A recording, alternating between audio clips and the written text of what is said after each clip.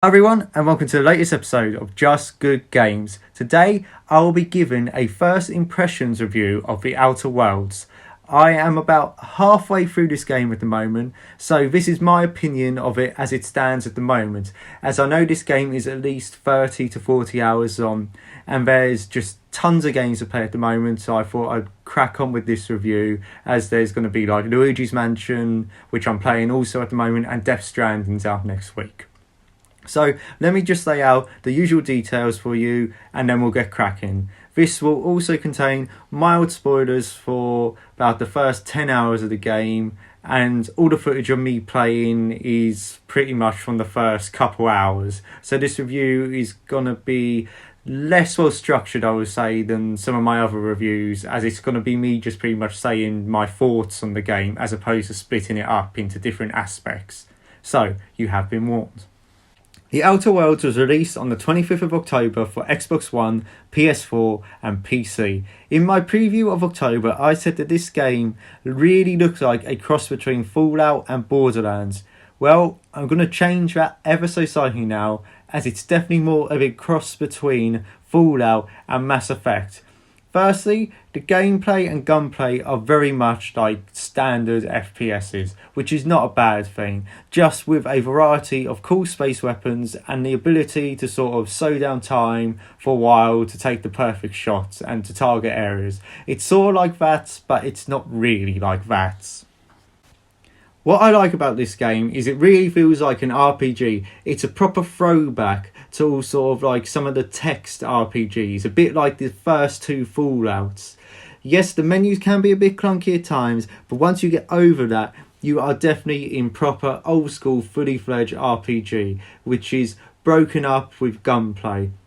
Most missions and situations you can actually talk your way out of or take alternative routes with the correct dialogue options. This is if you invest in your dialogue skills quite a bit, which I tend to always do in RPGs. And you tend to then be presented with three options: lie, persuade and intimidate, and then you can talk your way into a alternative route. But what one you pick, say if you pick lie or intimidate, your reputation goes bad, so it sort of changes how other people see you in the world. Also, if your science, tech and medical skills are high enough, other options are available which play into those aspects as well. I personally like playing my RPGs this way, so this is why this game probably appeals to me a lot. Why fight your way through loads of enemies when you can just talk your way out of it? The only downside at the moment I'm finding is quite a few of the missions are mostly fetch quests, and it's just sort of you going from A to B and taking out enemies on the way, or taking out enemies when you get there to get something and take it back to someone. But the way you interact with the characters and the humour and the dense lore and dialogue options sort of make up for this.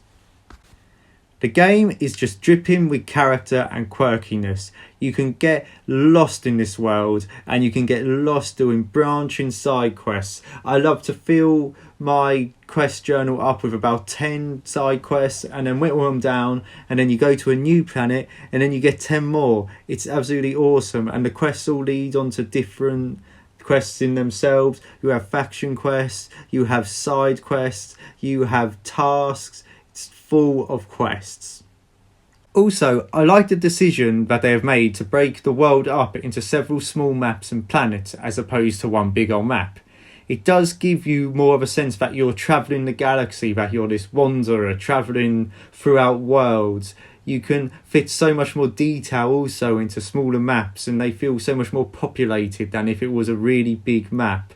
This is also sort of why it's like Mass Effect, as obviously in Mass Effect you travel between various planets as well.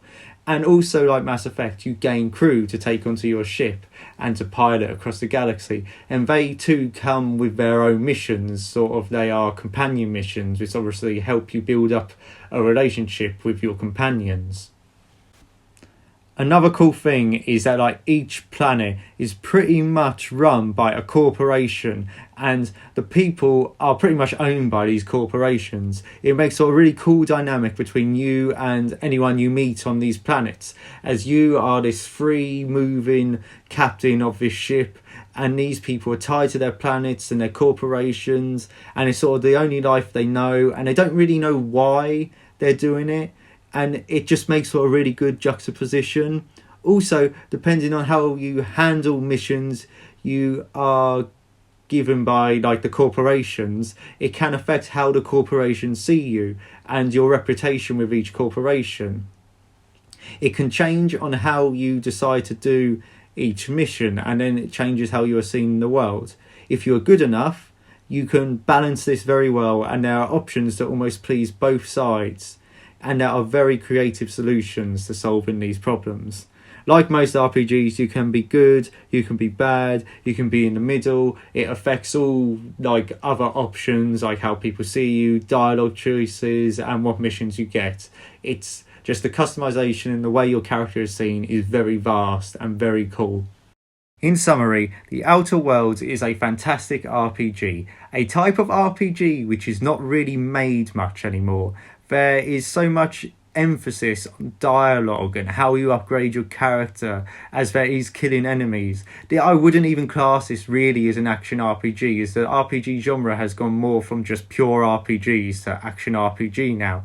Your character is such a blank slate at the beginning of the game that allows you to take them in any direction you want.